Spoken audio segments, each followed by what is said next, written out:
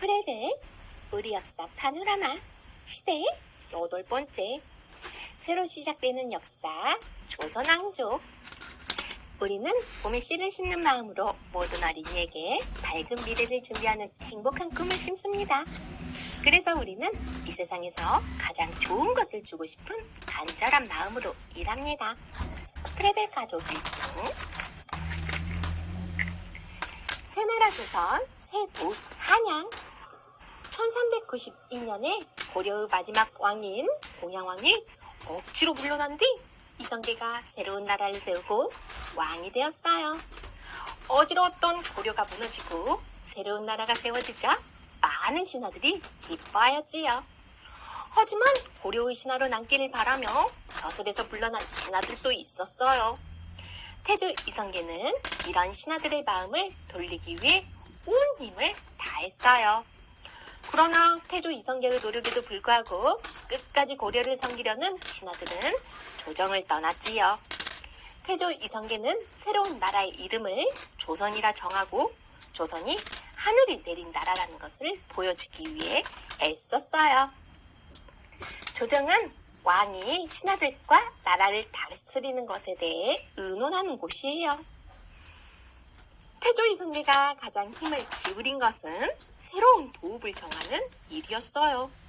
태조 이성계는 한양을 직접 둘러본 뒤 매우 흐뭇해했어요. 한양은 고려시대의 남경이라고도 불리며 개경과 남쪽을 이어주었던 곳이지요. 태조 이성계는 한양이 도읍으로 알맞다고 생각했어요. 한양에는 한강이 흘러 뱃길이 열려있고 한반도 한가운데 있어서 나란 어느 곳을 가기에도 편리했기 때문이에요. 한양은 지금은 서울의 옛 이름으로 1395년에 이름을 한성으로 바꾸었어요. 개경은 지금은 개성이에요. 한반도는 세면이 바다로 둘러싸이고 한 면은 육지에 이어진 우리나라 땅을 말해요. 두문동 72현은 누구인가요? 태조 이성계가 새로운 나라 조선을 세우자 고려의 신하들이 벼슬에서 물러났어요. 그 가운데 70명이 넘는 신하들이 두문동으로 들어갔지요. 태조 이성계는 이들을 조선의 신하들로 만들려고 애썼어요. 하지만 태조 이성계가 아무리 달래도 어느 누구도 두문동을 나와 조선의 신하가 되지 않았지요. 참다 못한 태조 이성계는 두문동에 불을 질렀어요. 이들이 불을 피해 두문동 밖으로 나올 것이라고 생각했기 때문이지요. 하지만 아무도 나오지 않고 끝까지 두문동에 머물다가 불에 타 죽었어요. 이때 불에 타 죽은 사람들 72명을 두문동 72현이라 불러요. 밖에 나가지 않고 집에만 있을 때 우리는 두문불출이라는 사자성어를 써요. 이 말은 두문동 72현이 두문동에 들어가 불을 질러도 나오지 않고 고려의 충성을 다했던 것에서 생겨난 말이지요. 한편 태조 이성계가 달래어 두문동을 나와 조선의 신하가 된 사람도 있었는데 바로 황희예요. 황희는 훗날 조선의 훌륭한 신하가 되었답니다. 역사 플러스 끝까지 고려에 충성한 신하 길제.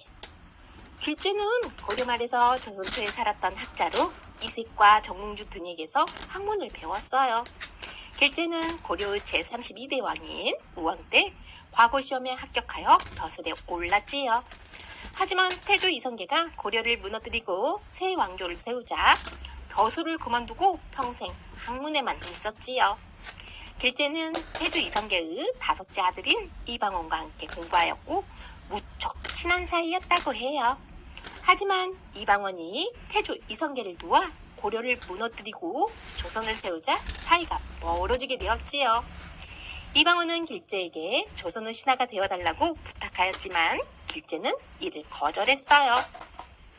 하지만 길제는 조선의 제4대 왕인 세종이 길제의 아들을 벼슬에 올리려 하자 아들에게 자신이 고려에 충성했던 것처럼 조선의 충성스러운 신하가 되라고 말했다고 해요. 조선의 도읍 한양. 고려 제31대 왕인 공민왕은 100년 가까이 계속되었던 원나라의 지배에서 벗어나 새롭게 나라를 일으키기 위해 한양으로 도읍을 옮기려고 했어요. 하지만 이때 북쪽에서는 홍건적이, 남쪽에서는 왜구가 쳐들어오는 등 나라 안팎이 매우 어지러웠지요. 그때 고려의 신하들은 도읍을 옮기는 데 필요한 돈으로 홍건적과 왜구를 막을 군대를 키워야 한다며 도읍을 옮기는 것을 반대했어요. 그래서 고려시대에는 한양으로 도읍을 옮기지 못했지요. 조선을 세운 태조 이성계는 새로운 나라에는 새로운 도읍이 필요하다고 생각했어요. 태조 이성계는 계룡산, 무압, 한양을 두고 고민하다가 한양을 새로운 도읍으로 삼았지요. 무압은 지금의 신촌이에요. 도읍은 나라 가운데 있어야 하는데 계룡산은 너무 남쪽에 있었고 무압은 땅이 너무 좁았기 때문이었지요. 이렇게 해서 조선 도읍은 한양으로 정해졌답니다. 역사 플러스 조선시대의 도읍 한양에는 4대문이 있었어요.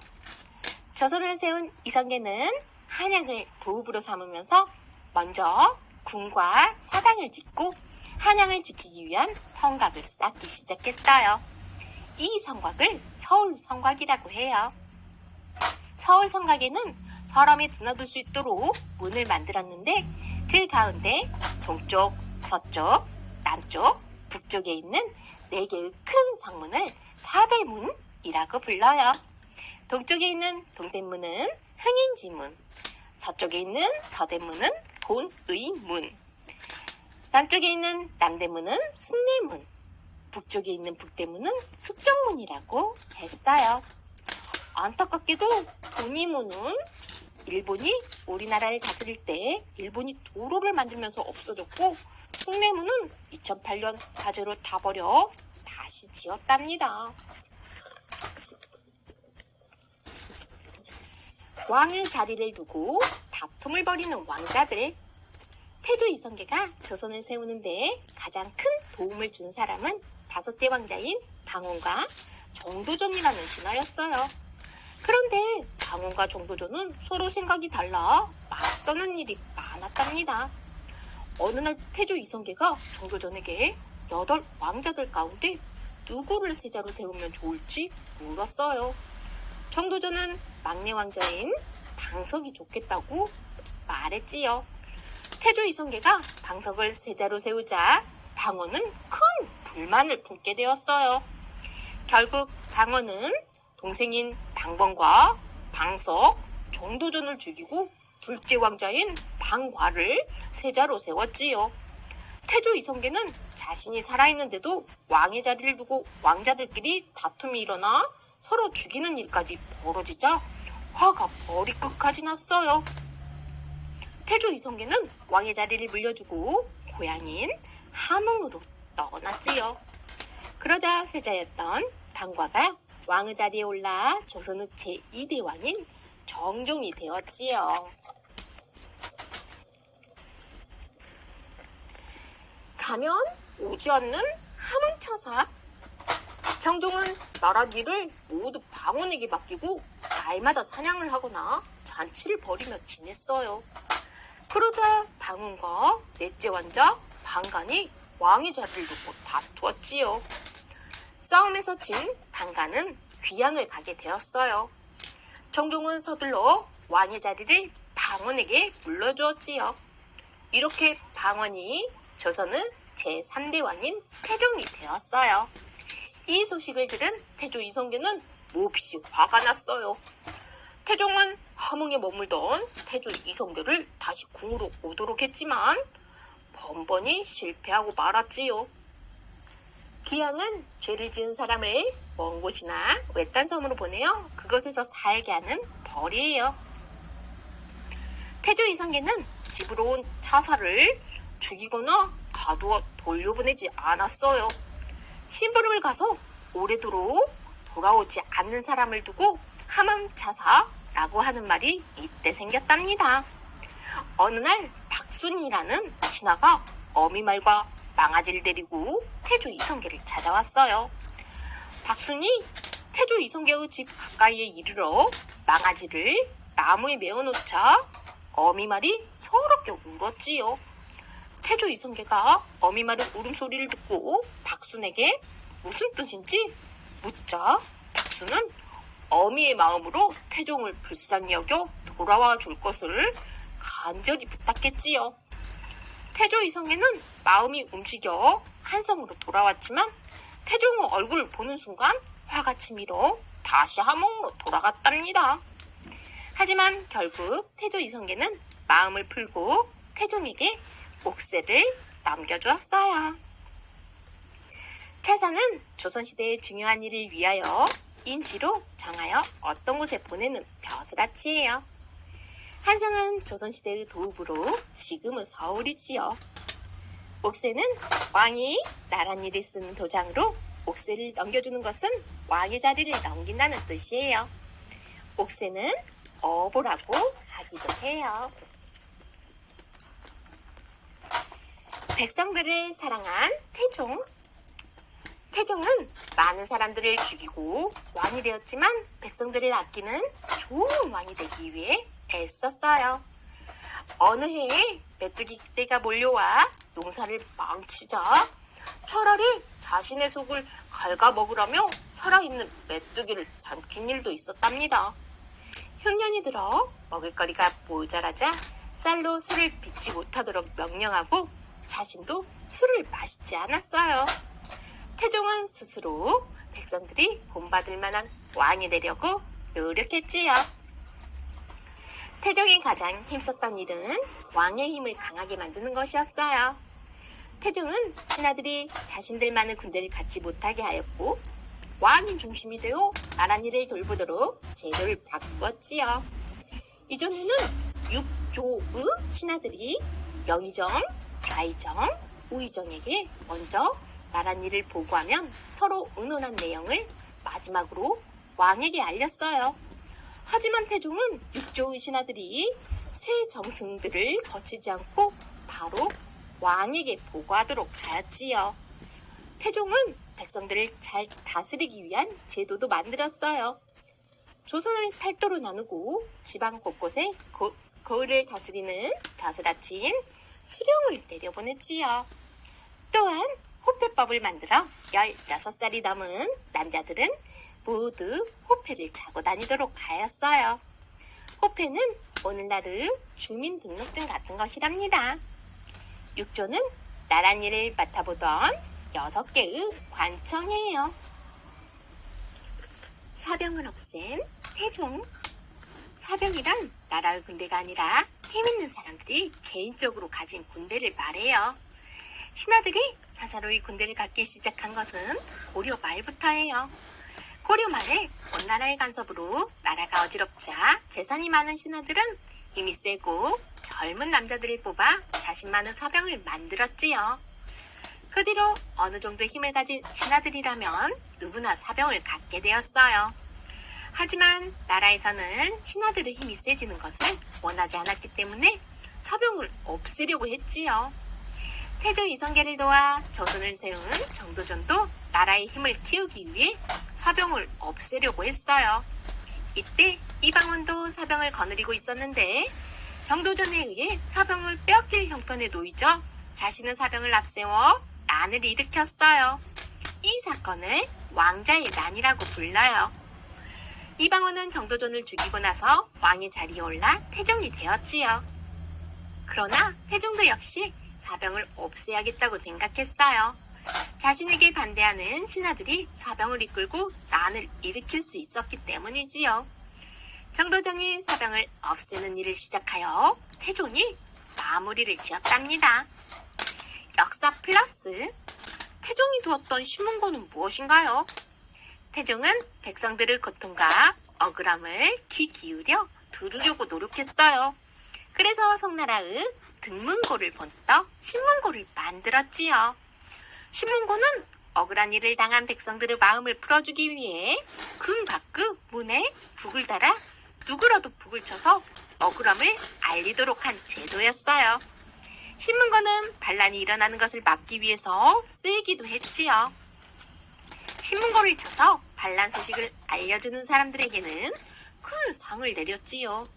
그러나 신문고를 치려면 많은 과정을 거쳐야 했기 때문에 백성들은 신문고를 많이 쓰지 못했다고 해요. 육조가 맡은 일. 조선시대에는 이조, 병조, 호조, 형조, 애조, 공조, 육조에서 나랏일을 나누어 맡았어요. 각 조가 하는 일은 다음과 같았지요. 이조, 문간을 뽑고 승진시키는 등의 일을 맡음. 병조, 물건을 뽑고 승진시키는 등의 일을 맡음. 호조, 인구, 토지, 세금, 나랏일에 필요한 돈을 미리 헤아리는 일을 맡음. 형조, 법을 정하고 죄인을 벌하는 일을 맡음.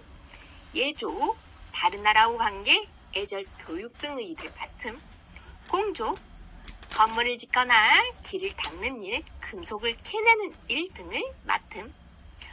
영의정, 좌의정, 우의정이라고 불리는 세 명의 정승이 중심이 된 의정부가 육조 보고를 받고서 나랏일을 처리했어요. 의정부에서 정한 일 가운데 중요한 것만 왕에게 알리는 것을 의정부 서사제라고 하고, 육부가 의정부를 거치지 않고 왕에게 직접 나랏일을 보고한 다음 명령을 받는 것을 육조 직계제라고 해요. 육조 직계제를 실시하면 의정부의 힘이 줄어들어 왕의 힘을 키우는 데 도움이 되었지요. 그래서 태종은 의정부 서사제 대신 육조 직계제를 실시하였어요. 역사 플러스 호패법은 무엇인가요? 호패법이란 조선시대의 신분을 나타나기 위하여 16살 이상의 남자들에게 호패를 가지고 다니게 하던 제도예요. 호패는 오늘날의 주민등록처럼 몸에 지니고 다닐 수 있는 신분증이었지요. 호패에는 그 사람의 이름과 태어난 해, 살고 있는 곳 등이 쓰여 있었어요. 군대에 가거나 세금을 낼 사람들을 찾을 때 쓰였지요. 호패법은 태종 이후 여러 번 없어졌다 생겼다를 반복했지요. 왕이 된 셋째 왕자 충녕대군. 태종과 왕비인 원경왕후 사이에는 4왕자들이 있었어요.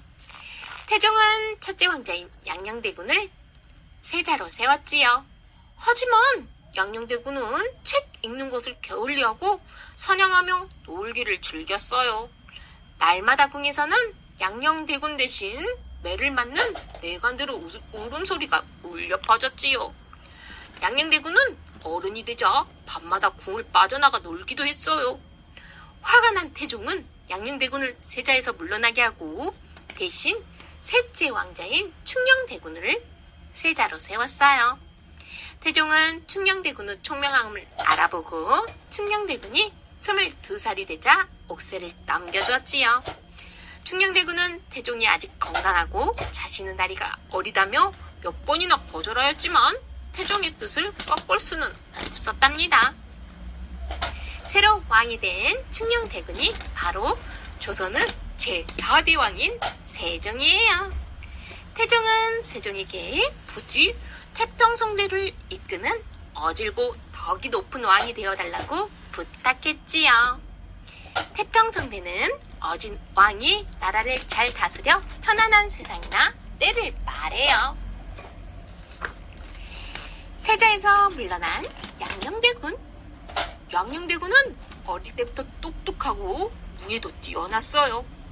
그런데 세자가 된 양녕대군은 갈수록 나쁜 행동을 일삼아 결국 세자의 자리에서 쫓겨나고 말았지요. 양녕대군이 왜 나쁜 행동을 했는지에 대해서 정확하게 밝혀지지 않았지만 동생인 충녕대군이 자신보다 뛰어난 것을 알고 왕의 자리를 양보하기 위해 일부러 나쁜 행동을 했다고 생각하는 사람들도 있어요. 하지만 세종이 왕의 자리에 오른 뒤 양녕대군이 한 행동을 살펴보면 다르게 생각할 수도 있어요. 훗날 세종과 문종이 죽고 어린 단종이 왕이 되자 양녕대군은 세종의 둘째 아들인 수양대군을 찾아가 왕위 자리에 오르라고 부추겼지요. 양녕대군은 수양대군이 왕이 될 수 있도록 많은 도움을 주었고, 수양대군이 제7대 왕인 세조가 된 다음에는 단종을 죽이라는 상소를 올리기도 했지요. 이러한 양녕대군의 행동들 때문에 양녕대군이 자신을 대신하여 왕이 된 세종에게 안갚음을 한 것이라고 생각하는 사람들도 있답니다. 역사 플러스 태종의 둘째 아들 효령대군. 태종에게는 양녕대군과 충녕대군 말고도 둘째 왕자 효령대군과 넷째 왕자 성녕대군이 있었어요. 이 가운데 효령대군은 책 읽기를 좋아하고 활쏘기를 잘해서 태종이 사냥을 갈 때 늘 따라 나섰다고 해요. 불교에 깊이 빠져있던 효령대군은 양녕대군이 세자의 자리에 물러나면 세자가 될 수도 있었지만 동생인 충녕대군에게 세자의 자리를 양보하였어요. 양녕대군이 세자의 자리를 욕심을 내던 효령대군에게 세자의 자리는 충녕대군의 것이라고 말하여 효령대군이 충녕대군에게 세자의 자리를 양보했다는 이야기도 있어요. 효령대군은 90살까지 살면서 불교를 되살리기 위해 애썼지요. 효령대군은 세조 때 원각사라는 절을 세우기도 하고 불경을 한글로 풀이하기도 했답니다. 세종의 장인 심온. 심온은 조선 초의 문신이에요. 심온의 아버지 심덕부는 고려의 장수였는데 왜구를 여러 차례 무찌르고 조선이 세워질 때에도 큰 공을 세웠지요. 심온 역시 심덕부와 함께 조선을 세우는 일에 힘썼어요. 세종의 장인이 되는 심온. 1408년에 심온의 딸이 훗날 세종이 되는 충녕대군과 결혼하였어요.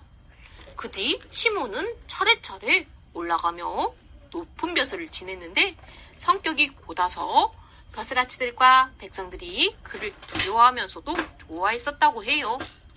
1418년에 태종이 양녕대군 대신 충녕대군을 세자로 삼고 왕위 자리를 물려주자 심온은 가장 높은 벼슬인 영의정에 올랐어요.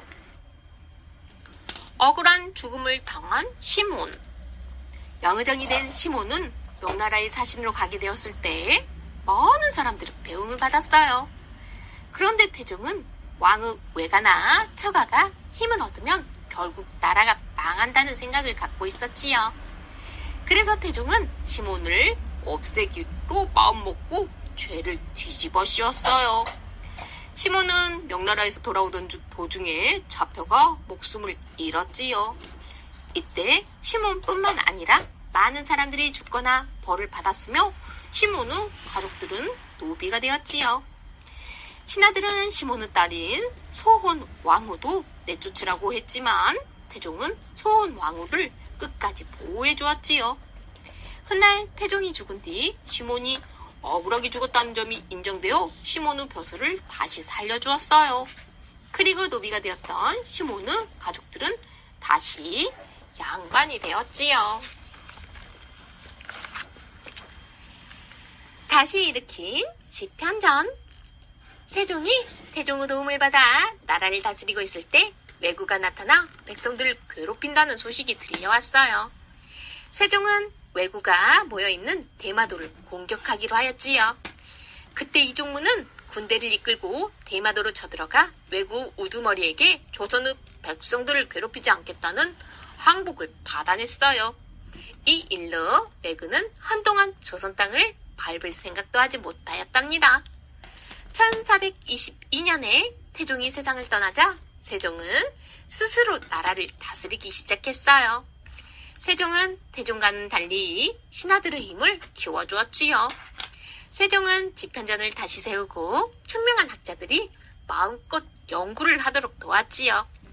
집현전은 고려 인종 때 만들어졌던 학문 연구기관인데 고려의 정치가 어지러워지자 제 역할을 하지 못했어요. 세종은 집현전을 되살려 학문을 발전시키기 위해 힘썼지요. 세종의 노력 덕분에 훌륭한 신하들이 뛰어난 일들을 많이 이루었답니다. 왜군은 13세기부터 16세기까지 우리나라와 중국의 바닷가에서 약탈을 일삼던 일본 해적이에요. 집현전은 군 안에 두었던 학문을 연구하는 곳이지요. 평경을 만든 박연. 세종은 중국과 다른 조선만의 음악을 만들고 싶었어요. 마침 조선에는 음악에 뛰어나고 피리를 잘 불기로 소문난 박연이 있었지요. 박연은 거문고어, 비파 등 여러 악기들을 두루 다루었어요. 세종은 박연에게 악학별좌라는 벼슬을 내리고 조선의 악기 소리를 다듬어 달라고 하였어요. 또한 중국의 음악을 연구하고 조선의 악과 향악을 정리하는 일도 맡겼지요. 1427년에 박연은 평경이라는 악기를 만들었어요. 중국에서 만들어진 평경은 돌을 두드려 소리를 내는 악기였지요. 박연은 중국의 돌보다 문유와 소리가 아름다운 조선의 경석을 다듬어 조선의 평경을 만드는데 성공하였지요. 악학별좌는 조선시대의 궁중음악을 연주하는 사람들을 훈련하던 관청에 속한 벼슬이에요. 악은 옛날에 우리나라 궁에서 연주되던 전통음악이에요. 향악은 우리나라 고유 민속음악이에요. 과학의 발전을 이끈 세종. 세종은 백성들이 넉넉하게 잘 살려면 무엇보다 과학기술이 발전해야 한다고 생각했어요. 농사를 잘 짓기 위해서는 하늘을 살펴 날씨를 아는 것이 매우 중요했지요. 세종은 정초에게 과학기술을 연구하도록 했어요. 정초는 세종의 뜻을 받들어 장영실, 이순지와 함께 과학 연구에 온 힘을 쏟았어요. 장영실은 청명하고 손재주가 좋아서 뛰어난 과학기구들을 많이 만들어냈지요. 또 이순지는 한성이 북극에서 38도쯤에 있다는 것을 알아낼 정도로 뛰어난 천문학자이자 수학자였어요. 세종은 이들에게 농사에 도움을 주는 기술을 연구하고 기구를 만들어 백성들을 돕도록 했지요. 1429년에 정초는 경험이 많은 농부들에게 들은 농사에 관한 지식을 모아 우리나라의 날씨와 땅에 꼭 맞는 농사직설이라는 책을 펴냈답니다. 농사직설에는 씨를 고르고 보관하는 방법, 농가 밭을 가는 방법, 벼와 작곡을 기르는 방법 등을 자세하게 풀었었지요. 물시계인 자경루, 해시계인 앙부일구, 비의 양을 재는 추구기도 이때 만들어졌답니다. 북쪽을 지킨 최윤독과 김종서. 세종이 학자들과 연구에 힘쓰고 있을 때도 여전히 왜적이 조선에 쳐들어오는 일이 많았어요. 남쪽에 있는 왜군은 이종무가 항복을 받아낸 뒤에 잠잠해졌지만 북쪽으로는 여전히 여진족이 자주 쳐들어왔지요. 세종은 최윤덕과 김종서에게 북쪽을 지키는 일을 맡겼어요. 최윤덕은 어렸을 때 호랑이를 잡은 일이 있을 정도로 이름난 용맹스런 군사였지요. 최윤덕은 평안도를 다스리며 여진족으로부터 백성들을 지켜주었어요. 세종이 한성으로 여러 번 불렀지만 최윤덕은 평생 북쪽 땅을 지키기를 바랬지요. 최윤덕은 여진족을 크게 무찌르고 압록강 북쪽에 4개의 군사지역을 만들어 사군이라고 했어요. 그 뒤로 여진족이 북쪽으로 옮겨와 살고 있는 조선 백성들을 괴롭히자 김종서가 여진족이 사는 곳으로 쳐들어가 두만강 남쪽을 차지했지요. 그리고 그곳에 6개의 군사지역을 만들어 육진이라고 했지요. 여진족은 김종서를 호랑이 장군이라 부르며 다시는 조선을 넘보지 못했어요. 사군과 육진이 만들어지면서 조선의 땅이 압록강과 두만강 남쪽까지 넓어지게 되었답니다. 압록강은 우리나라에서 가장 긴 강으로 백두산에서 시작하여 서해로 흘러가요. 백성들을 위한 글자 훈민정음. 세종은 백성들을 위해 우리 말에 맞는 우리글을 만들어야겠다고 생각했어요. 한자는 읽기가 어려워서 양발들만 쓸 수 있었지요. 백성들은 글을 읽지 못하여 법도 알지 못하다 보니 억울한 일들을 많이 당했어요. 세종은 자기가 법을 어긴지도 모르고 벌을 받는 백성들을 가엾게 여겼어요. 세종은 뜻이 맞는 집현전 학자들과 함께 우리 글자를 만드는 연구를 시작했지요. 여러 나라의 글자로 된 책들을 구해 읽기도 하였어요. 그러나 세종이 쓸데없는 일을 하고 있다며 못마땅하게 여기는 신하들도 많았어요. 1443년에 드디어 백성들을 가르치는 바른 소리라는 뜻의 훈민정음이 만들어졌지요. 세종은 훈민정음을 널리 알리고 백성들이 읽을 수 있는 책을 만들었어요. 우리는 세종대왕 덕분에 우리만의 훌륭한 글자를 가지게 되었지요. 한글은 익히기 쉽고 원리가 과학적이어서 세계적으로도 뛰어난 글자로서 꼽히고 있답니다. 조카에게 왕위 자리를 빼앗은 세조. 세종이 세상을 떠나고 뒤를 이어 문종이 조선의 제5대 왕이 되었어요. 문종은 세종처럼 학문을 연구하는 것을 좋아했지요. 특히 집현전 학자들과 이야기하는 것을 좋아해서 문종이 나라를 다스릴 때 집현전은 밤늦도록 불이 꺼지지 않았지요.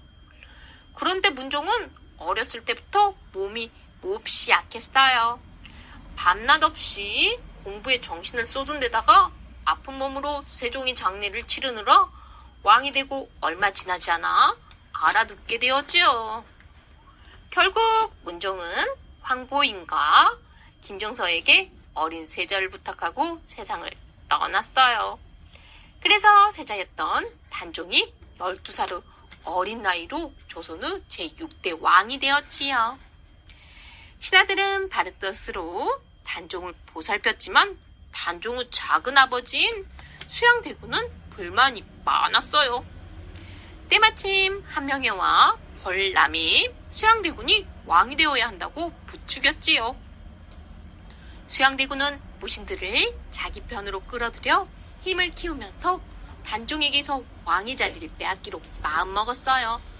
수양대군은 단종을 지키는 김종서를 죽이고 단종의 편에 선 신하들도 없앤 뒤 왕의 자리에 올라 제7대 왕인 세조가 되었지요. 이때 많은 신하들이 2명의 왕을 섬길 수 없다며 단종을 위해 목숨을 버렸어요. 이 일로 단종은 왕의 자리를 빼앗기고 강원도 영월로 귀향을 가게 되었지요. 결국 단종은 17살에 영월에서 목숨을 잃었답니다. 무신은 군대를 지휘하고 전쟁하는 방법인 병법과 무예 시험에 합격한 뒤 나라의 군대를 이끄는 신하예요. 단종의 왕비 정순왕후. 단종이 강원도 영월로 귀향을 가자 단종의 왕비였던 정순왕후도 궁에서 쫓겨났어요. 단종과 정순왕후 안타까움이 묻어나는 유적이 곳곳에 남아있지요. 영도교. 단종과 정순왕후는 청계천에 있는 돌다리에서 헤어진 뒤로 다시는 만나지 못했어요. 그래서 사람들은 이 다리를 영이별 다리라고 불렀다고 해요. 오랜 시간이 흐른 뒤에는 영원히 건너가신 다리라는 뜻으로 영도교로 불리게 되었답니다. 동망봉. 정순왕후는 영도교에서 단종과 헤어지고 동대문 밖에서 초가집을 짓고 살았어요. 단종의 죽음이 알려지자 정순왕후는 날마다 산 위에 올라가 단종이 귀향을 갔던 동쪽을 향해 큰 소리로 울었다고 해요. 그래서 이 산에는 동쪽을 그리워한다는 뜻의 동망봉이라는 이름이 죽게 되었답니다. 자주 동샘. 궁에서 쫓겨난 정순왕후는 처가집에서 살면서 시녀들이 구걸해온 음식을 먹으며 끼니를 이었어요. 세조가 쌀과 집을 내려주었지만 정순왕후는 절대 받지 않았지요.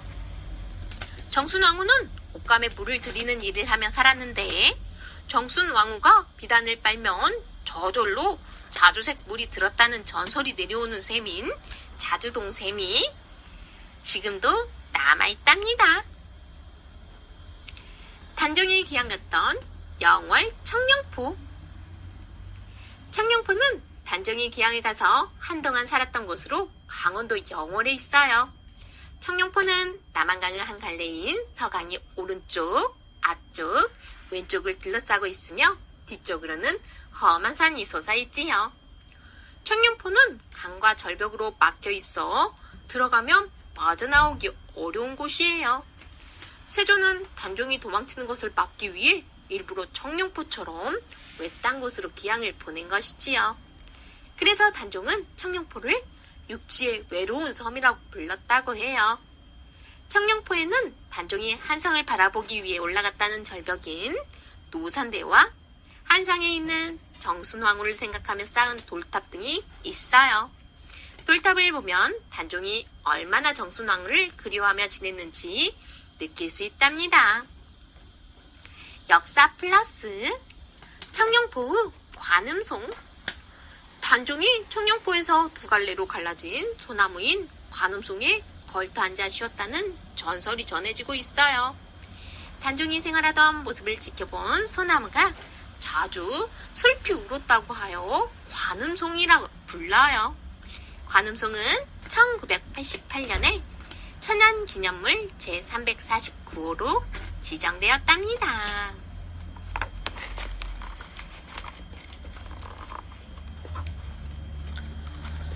나라를 잘 다스린 세조.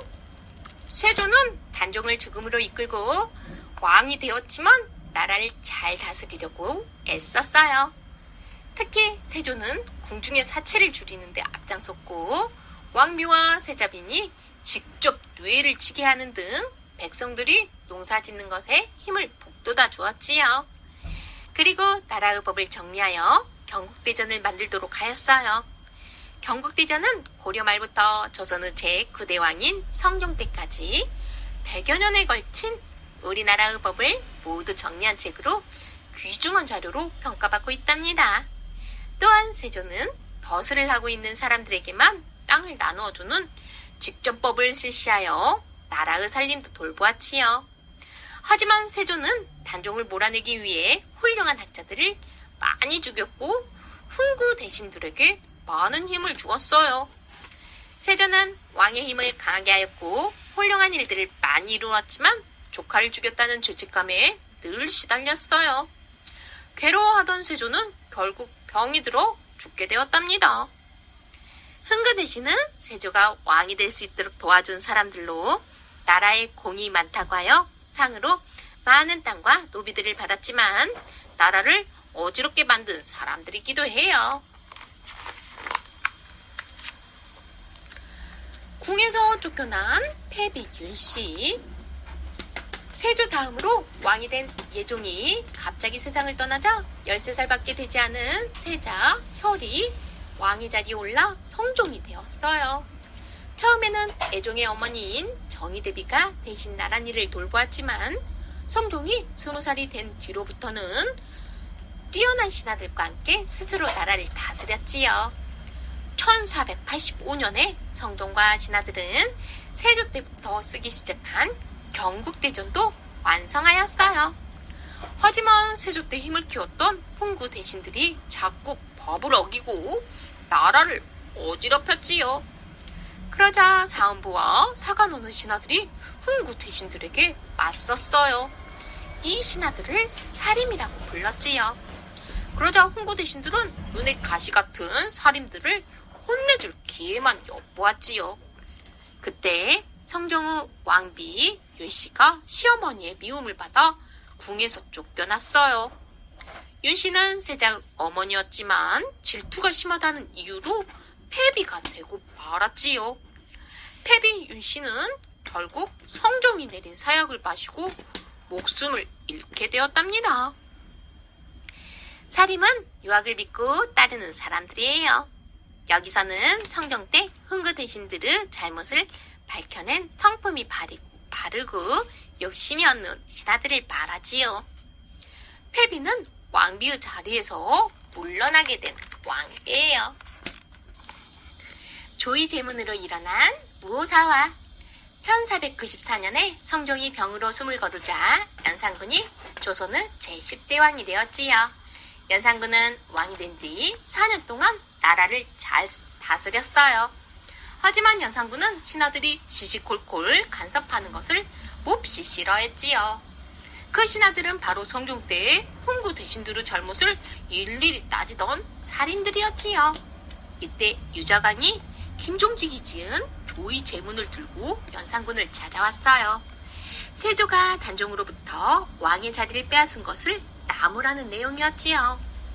연산군은 세조를 나무라는 것은 성종과 자신을 업신여기는 것 같다며 크게 화를 내었어요.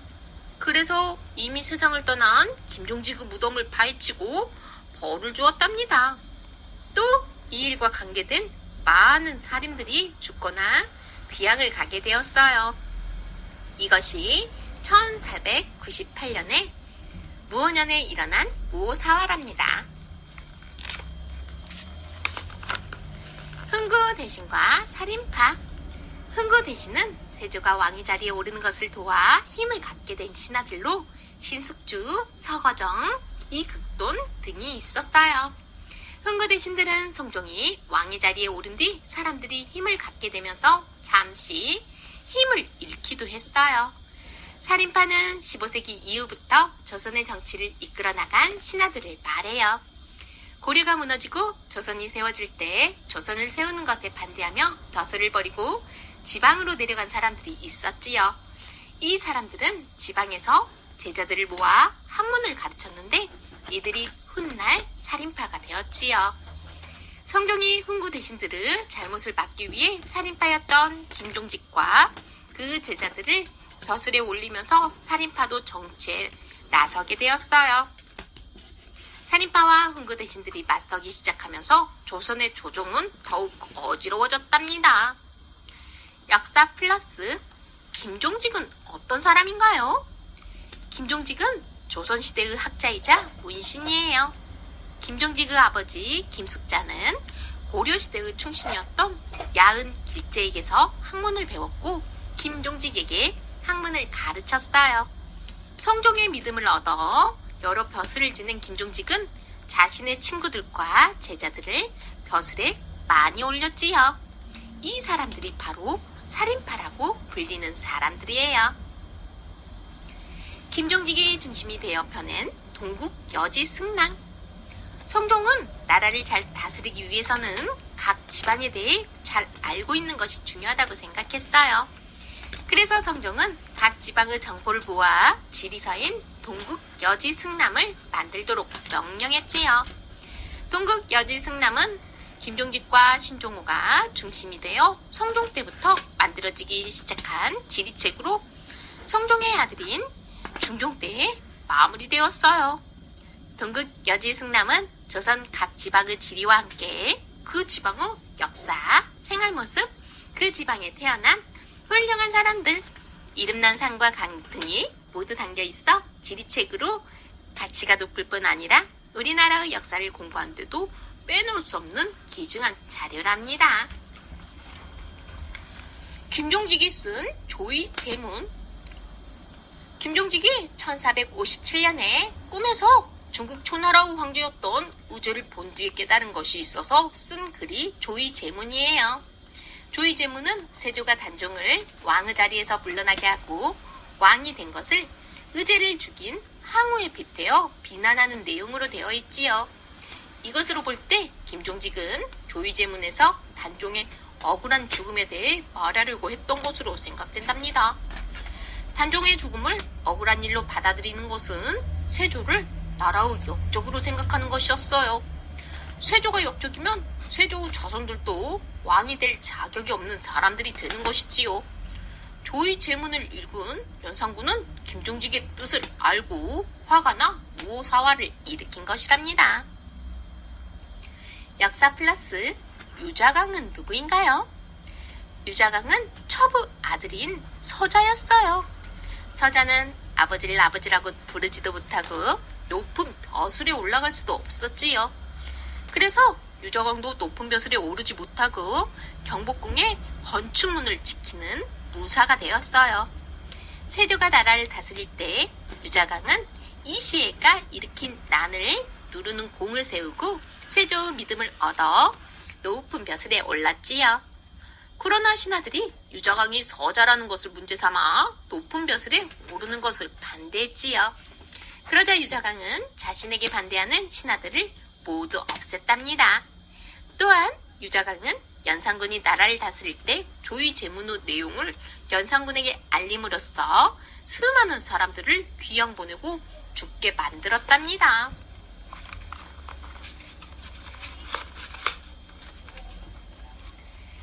패비 윤씨의 죽음으로 일어난 갑자사화. 연산군이 무오사를 일으켜 바른 말을 하는 사람들이 사라지자 조정에는 아첨하는 못된 신하들이 들끓기 시작했어요. 그러던 어느 날 임사홍이라는 신하가 연산군에게 패비 윤씨의 죽음에 관한 이야기를 꺼냈지요. 연산군에게 잘 보여서 높은 벼슬에 오르려는 사람들이 꾸민 일이었지요. 연산군은 외할머니에게 달려가 피 묻은 적삼을 건네받았어요.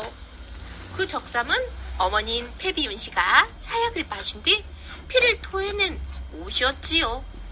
연산군은 크게 화가 나 패비 윤씨를 나쁘게 말한 사람들을 끔찍하게 죽이기 시작했어요. 또 패비 윤씨를 내쫓는데 찬성하거나 모른 척한 신하들을 하나하나 찾아내 죄를 물었지요. 일로 훈구 대신들과 살인들이 죽거나 귀양을 가는 등 큰 피해를 입게 되었답니다. 이것이 1504년에 일어난 갑자사화랍니다. 신하들의 힘으로 왕이 된 중종. 연산군이 갈수록 사나워지죠. 마침내 신하들은 연산군을 왕의 자리에서 몰아내기로 했어요. 뜻을 모은 신하들은 1506년에 궁으로 쳐들어갔지요. 나라를 어지럽힌 신하들을 죽이고 연산군을 강화도로 기양 보낸 다음 진성대군을 왕으로 세웠지요. 진성대군이 바로 조선의 제11대 왕인 중종이랍니다. 중종은 신하들의 도움으로 왕이 되었기 때문에 힘이 약했어요. 중종을 왕으로 세우는데 공을 세운 신하들은 또다시 조정에서 큰 힘을 갖게 되었지요. 그러자 중종은 다시 살인들을 가까이 했어요. 중종이 특히 아꼈던 신하인 조광조는 중종이 백성들을 유교로 다스리도록 힘을 기울였지요. 또 과거제들을 거쳐서 똑똑하고 실력 있는 학자들이 벼슬에 오르도록 힘썼지요. 과거제도를 통해 믿을만한 신하들이 생기자 왕의 힘도 갈수록 커지고 나라의 모습도 차츰 바뀌어갔어요. 조광조와 살인들을 벌한 기묘사화. 조광조는 중종을 왕으로 세울 때 공신이 된 사람들을 조사해서 터무니없이 공신이 된 신하들을 공신 명단에서 뺐어요. 이 일로 무려 76명이나 공신의 자리에서 물러나게 되었지요. 그러자 조광조를 못마땅하게 여긴 공신들은 중종에게 조광조가 왕이 되려 한다고 헐뜯기 시작했어요. 중종은 처음에는 믿지 않았지만 갈수록 마음이 흔들렸지요. 온 나라의 살인들이 모여 조광조는 죄가 없다는 글을 올리자 당황한 중종은 조광조에게 정말 왕의 자리를 빼앗길까봐 마음이 조마조마해졌지요. 마침내 중종은 자신이 아끼던 조광조에게 사약을 내리고 많은 사람들에게도 벌을 내렸답니다. 이것이 1519년 기묘년에 일어난 기묘사화랍니다. 공씨는 나라를 위하여 특별히 공을 세운 신하예요. 조선시대의 반정. 우리나라 역사를 살펴보면 신하들이 들고 일어나 왕을 바꾼 적이 있었어요. 고려의 신하였던 이성계가 공양왕을 쫓아내고 고려를 무너뜨린 뒤 스스로 왕이 되어 새로운 나라인 조선을 세운 일을 역성혁명이라고 해요. 반면 신하들이 옳지 못한 행동을 하는 왕을 쫓아내고 새로운 왕을 세워 나라를 지켜나가는 것은 반정이라고 하지요. 연산군을 몰아내고 중종을 왕의 자리에 앉히는 중종 반정이 성공하자 중종은 반정에 함께했던 신하들에게 많은 땅과 힘을 주었어요. 자신이 왕이 되는 데 도움을 준 신하들을 무시할 수 없었기 때문이지요. 중종은 왕이 된 뒤로 반정에 함께했던 신하들에게서 벗어나기 위해 많은 노력을 하였답니다. 역사 플러스 위훈 삭제 사건. 중종 반정이 성공하자 117명이나 되는 신하들이 중종 반정에 공을 세웠다고 하여 공신이 되었어요. 하지만 이들 가운데 정말 공을 세운 사람은 많지 않았지요. 중종 반정에 참가한 신하들은 가까운 친척들이나 친구들을 공신에 올려주었어요. 그래서 조광조와 사림들은 공신의 숫자를 줄여 공신에 대한 평가를 바로잡고 나라를 바로 세워야겠다는 생각을 하게 되었답니다. 1519년에 조광조는 중종 반정에서 공을 세운 신하들을 조사하여 공이 없는 신하들은 공신의 자리에서 물러나게 했어요. 이 일을 위훈 삭제 사건이라고 해요. 이 일로 76명이 공신의 자리에서 물러나고 땅과 노비를 빼앗겼지요. 그러자 훈구 대신들은 조광조에게 큰 불만을 품고 조광조와 사람들을 몰아낼 계획을 세우게 되었지요. 주초위왕. 조광조는 부호사화 때 귀양살이를 하던 갱피에게 학문을 배워 살인파가 되었어요. 중종 때 성균관에서 공부하던 조광조는 추천을 받아 벼슬에 올랐고 1518년에는 사헌부 우두머리인 대사원이 되었지요. 조광조는 훈구 대신들이 중심이었던 조정을 사림들 중심으로 바꾸려고 하였어요. 이에 훈구 대신들은 눈의 가시 같은 조광조와 사림들이 곧고 바르게 행동하면서 정치를 하는 등 허점을 보이지 않자 이들을 몰아내기 위해 이를 꾸미기로 하였지요. 훈구 대신들은 중종의 후궁이었던 희빈 홍씨에게 궁의 나뭇잎에 꼴로 주초위왕이라는 글자를 쓰게 했어요. 벌레들이 꿀을 바른 부분을 갉아먹자 글자 모양이 나타났지요. 훈구 대신들이 그 잎을 보여주자 주초위왕 네 글자를 본 중종의 마음이 흔들렸어요. 한자인 주와 초를 두 글자를 합치면 조 글자가 되고 위왕은 왕이 된다라는 뜻이기 때문이에요. 훈구 대신들은 주초위왕은 조씨가 왕이 된다는 뜻으로 조광조가 스스로 왕이 되려는 것을 벌레들이 알려주는 것이라고 모함하였지요.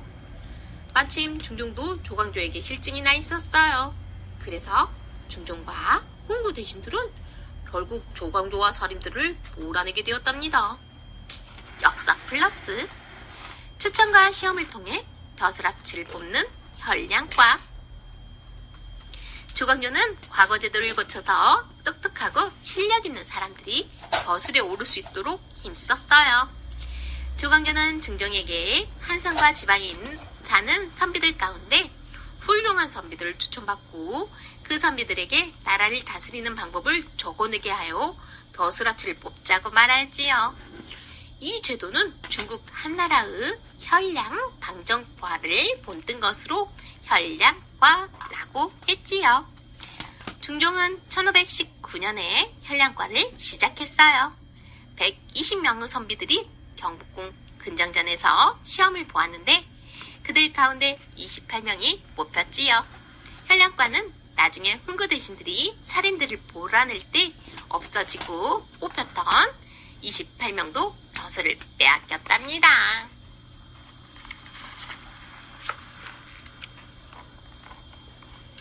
다시 두 갈래로 나뉜 조정.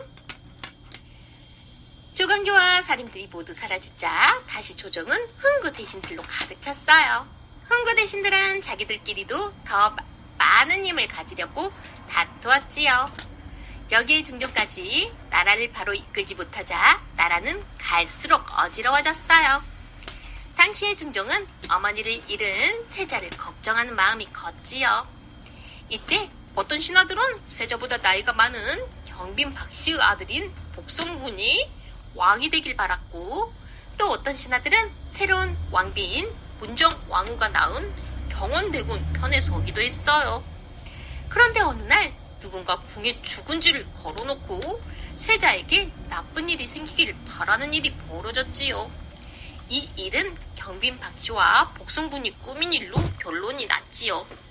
경빈 박씨와 복성군은 끝까지 모르는 일이라고 하였지만 끝내 사역을 받게 되었답니다. 하지만 두 사람이 죽은 다음에도 세자를 해치려는 일들은 계속 일어났어요. 어느 날은 세자가 머물고 있던 동궁전 문이 잠긴 채 큰 불이 난 일도 있었지요. 조정은 다시 세자를 왕으로 세우려는 신하들과 경원대군을 세자로 세우려는 신하들로 나뉘었지요.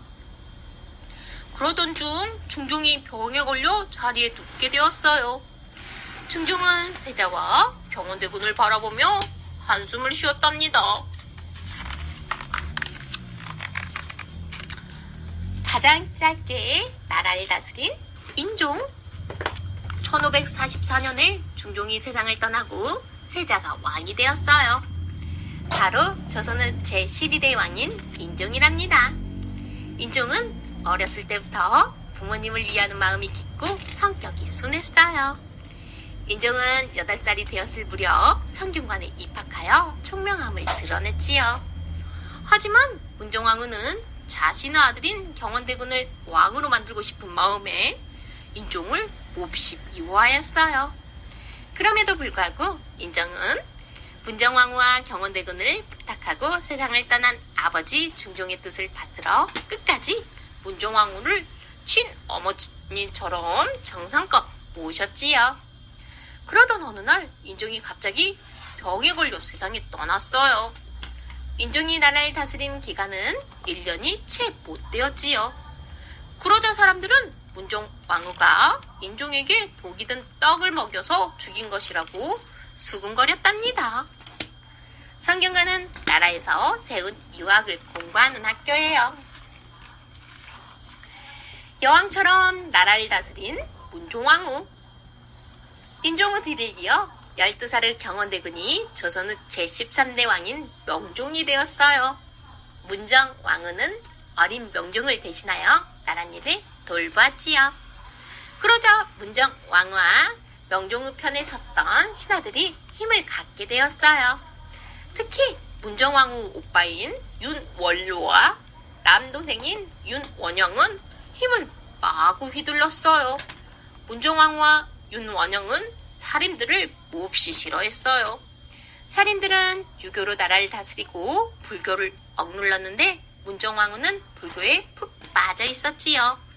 문정왕후가 불교를 다시 일으키려고 하자 살인들은 문정왕후를 비판했어요. 그러자 문정왕후와 윤원영은 살인들을 누르기 위해 못된 짓을 많이 꾸몄어요.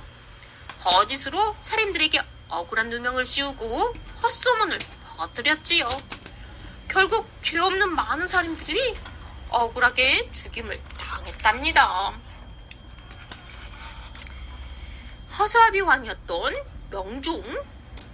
문정왕후와 윤원영은 많은 살인들을 쫓아내고 마음대로 나라를 다스렸지만 여기에 만족하지 않았어요.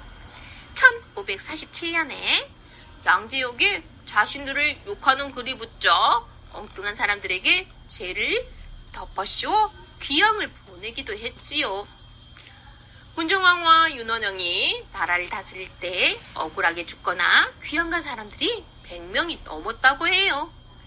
이때 명종은 허수아비 왕으로 아무런 힘도 없었어요. 명종이 자라서 20살이 되었지만 사정은 조금도 나아지지 않았지요. 문정왕후가 물러나지 않고 끊임없이 간섭했기 때문이에요. 문정왕후는 명종이 나라를 다스리는 것이 마음에 들지 않으면 매를 드는 일도 서슴지 않았답니다. 또한 명종이 자기의 말을 들어주지 않자 화를 못 이겨 명종의 뺨을 때리기도 했다고 해요. 끊임없이 쳐들어온 왜구. 계속해서 사화가 일어나자 많은 살인들이 벼슬을 그만두었지요. 살인들은 고향으로 내려가 제자들을 가르치거나 학문을 갈고 닦으면서 문정 왕후와 못된 신하들이 물러나고 다시 올바른 정치를 할 수 있을 때를 기다렸지요. 나라가 계속해서 어지러울 때 남쪽으로 왜구가 쳐들어왔어요. 그때 일본은 각 지역의 무리들이 힘을 키우기 위해 나라 안에서 자주 전쟁을 일으켰지요. 전쟁으로 나라 안이 몹시 어수선하자 왜구는 조선으로 자꾸만 쳐들어왔지요. 1555년에는 왜구가 70여 척의 배를 이끌고 남쪽 바다로 쳐들어왔어요. 왜구는 어란도, 장흥, 영암, 강진 등을 돌아다니면서 노략질을 일삼았지요. 왜구는 몹시 거칠고 사나워서 백성들은 두려움에 떨어야 했어요. 나라에서 군사들을 보내 왜구를 물리치려고 하였지만 오히려 크게 지고 조선의 장수가 왜구에 사로잡히기도 했어요. 다시 많은 군사들을 더 보내고 나서야 겨우 왜구를 무찔렀지요. 갈수록 거칠고 사나워지자 일본이 전쟁을 일으킬지도 모른다고 걱정하는 사람들이 늘어나기 시작했답니다. 사화는 조정의 신하들이나 선비들이 정치적으로 생각이 다른 사람들에게 죽임을 당하거나 멀리 쫓겨나는 일이에요. 조선과 일본의 관계. 조선은 세종 때 왜구를 무찌르기 위해 대마도를 친 뒤로 대마도와 무역을 끊었어요. 그러자 대마도에서는 다시 조선과 무역을 하고 싶다고 부탁해왔지요. 조선은 1423년에는 부산포와 내이포를, 1426년에는 연포에 외관을 두고 일본 사람들은 그곳에서만 머무르게 하는 조건으로 무역을 허락했어요.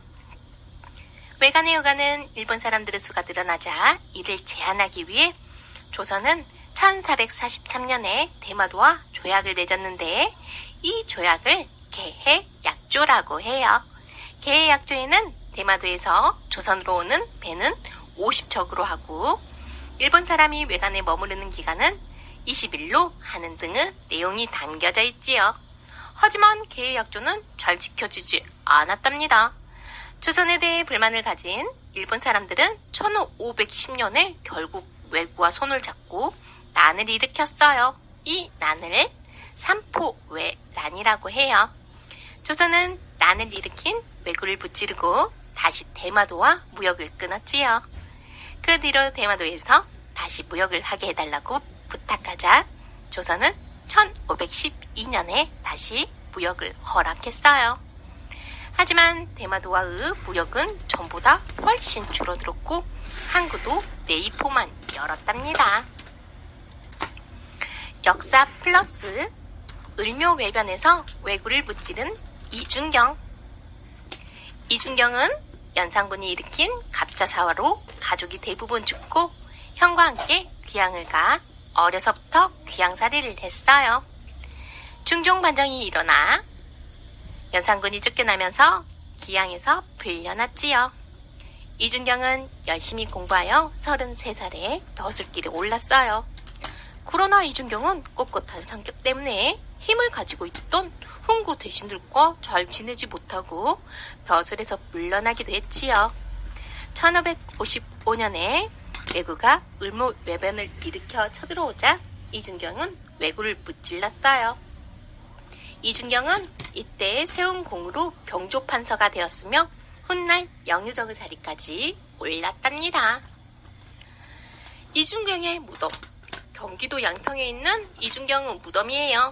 무덤 앞의 비석은 요즘에 세운 것으로 원래 비석은 수원대 박물관에서 보관하고 있답니다. 자기들끼리 치열하게 싸웠던 일본. 일본은 15세기 중반부터 100년 넘게 여러 갈래로 나뉘어 자기들끼리 치열하게 싸움을 벌였어요. 이때를 일본의 전국시대라고 해요. 일본은 전국시대를 거치면서 여러 가지 변화를 겪었어요.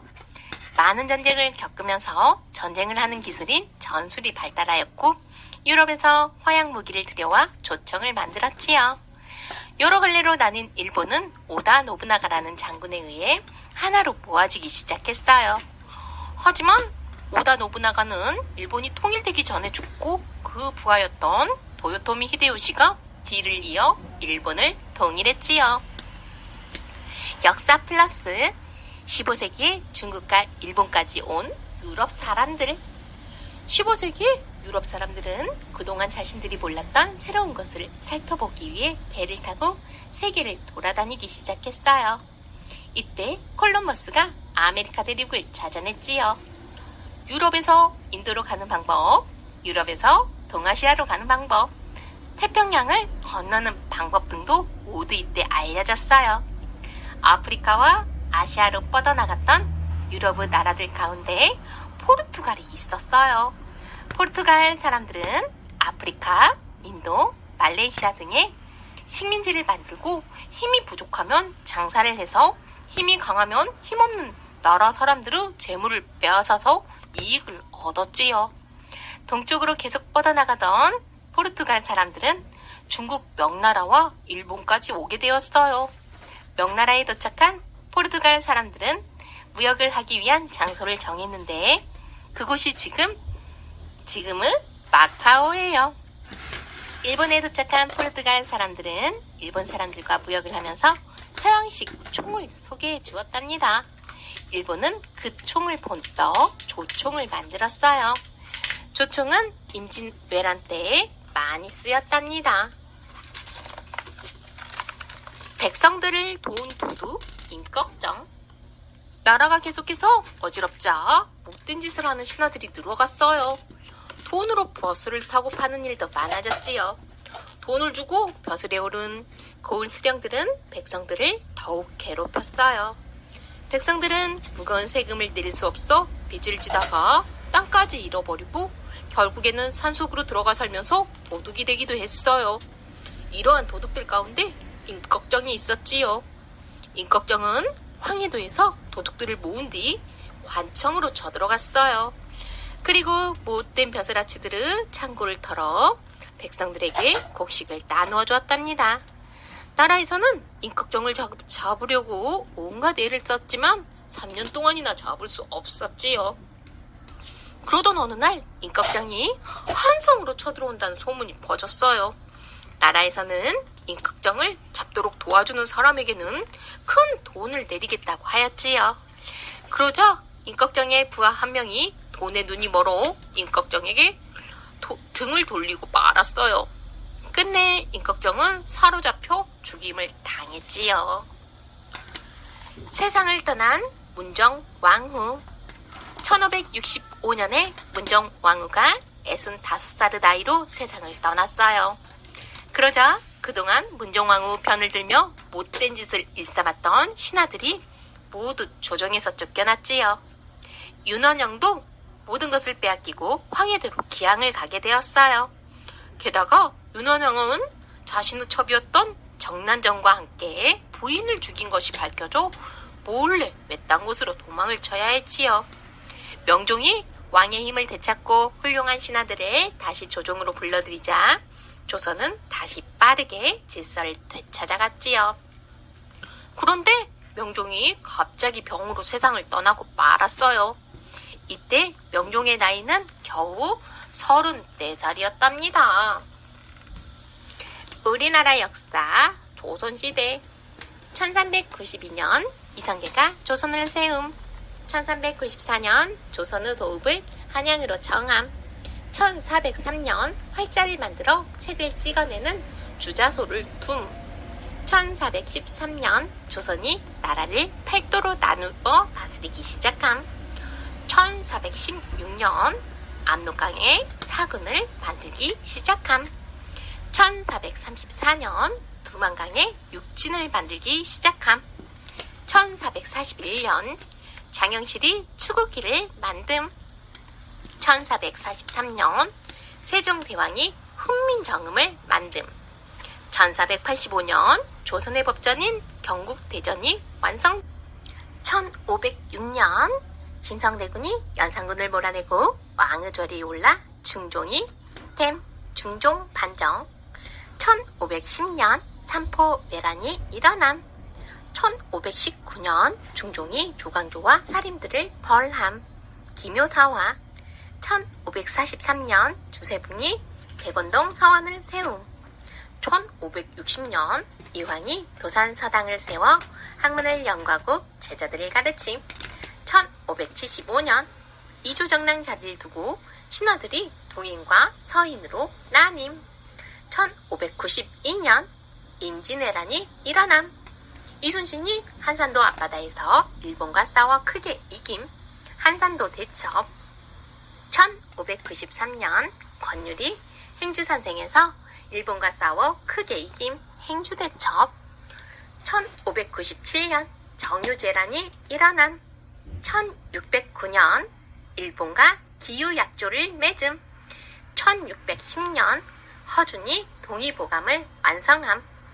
1623년 서인이 광해군을 몰아내고 인조를 왕의 자리에 올림. 인조반정. 1627년 후금이 조선에 쳐들어옴. 정묘호란. 1636년 청나라가 조선에 쳐들어옴. 병자호란. 1645년 소현세자가 청나라에서 과학 천주교에 대한 책을 가지고 돌아옴. 1653년 하멜이 제주도에 옴. 1654년 조선군이 청나라와 함께 러시아에 맞섬. 제1차 나선정벌. 조선시대와 같은 시기의 세계 역사. 1405년 정화가 명나라 영락제의 명령으로 남쪽 바다 항해를 시작함. 1429년 프랑스 잔다르크가 영국군을 크게 물리침. 1450년 독일 구텐베르크가 활판 인쇄술을 발명함. 1453년 동로마 제국이 무너짐. 1455년 영국에서 장미전쟁이 일어남. 1467년 일본에서 전국시대가 시작됨. 1479년 에스파냐 왕국이 세워짐. 1492년 이탈리아 콜럼버스가 아메리카로 가는 백기를 찾아냄. 1498년 포르투갈 바스코 다 가마가 인도로 가는 백기를 찾아냄. 1517년 루터가 종교개혁 운동을 일으킴.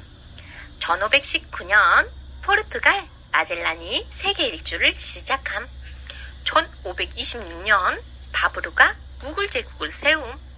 1543년 폴란드 코페르니쿠스가 지동설을 발표함. 1562년 프랑스에서 위그너 전쟁이 일어남.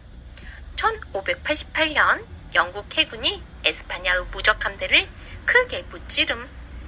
1590년 도요토미 히데요시가 일본을 동일함.